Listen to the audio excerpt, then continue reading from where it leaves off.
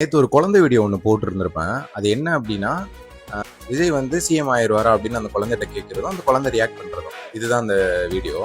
So அந்த வீடியோவை பார்க்க பொறுக்க முடியாத ஒரு கொத்தடிமன் நாயி கமாண்டில் வந்து கெட்ட வார்த்தைகளை வந்து யூஸ் பண்ணுறான். இதில் வெர்ச்சுவல் வாரிஸ் பசங்க வந்து எனக்கு சப்போர்ட் பண்ணி பேசுகிற எல்லாரையுமே ரொம்ப அசிங்கமாக பேசிக்கிட்டே இருக்கான். சரி, யாரா இவன் நம்ம பேண்ட் சிப்புக்கிட்ட வாயை வைக்கிறானே அப்படின்னு சொல்லிட்டு பார்த்தா தான் தெரியுது ஃபேக் ஐடி. இந்த ஃபேக் ஐடியிலேருந்து பேசுகிற எல்லாருக்கும் நான் என்ன கேட்குறேன் அப்படின்னா, உங்களுடைய கருத்துக்களை சொல்லுங்க, நான் வேணாம்லாம் சொல்லல. ஆனா உங்களுக்கு உங்களுடைய முகரையவே காட்ட துப்பு இல்லை அப்படிங்கும்போது நீங்க எல்லாம் ஒருத்தனுக்கு தானே பிறந்திருக்கீங்க. அப்புறம் என்னடா, அவனோட இன்ஸ்டா பயோல வந்து த்ரெட் ஆப்போட லிங்க் வந்து வச்சிருந்தான். உள்ள போய் பார்த்தா தான் தெரியுது, 2 குழந்தைங்களோட அவன் வீடியோ போட்டிருக்கான்.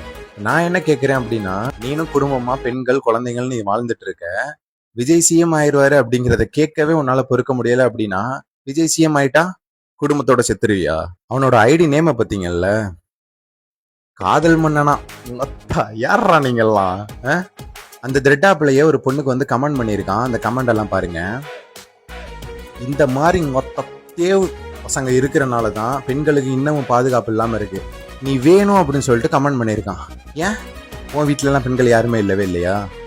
இல்ல வந்தா மட்டும் டெய்லி ஒண்ணு புடுங்கிருவியா உட்காந்து?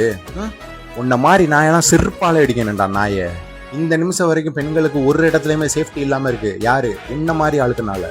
எவன் ஒருத்தவன் தன்னோட உணர்ச்சிகளை கட்டுப்படுத்த முடியலையோ அவன் இந்த உலகத்துல வாழ்றதுக்கு தகுதியே இல்லாதவன். முடிஞ்சா உங்க அம்மா கையாலேயே விஷத்தை வாங்கி குடிச்சு செத்துரு.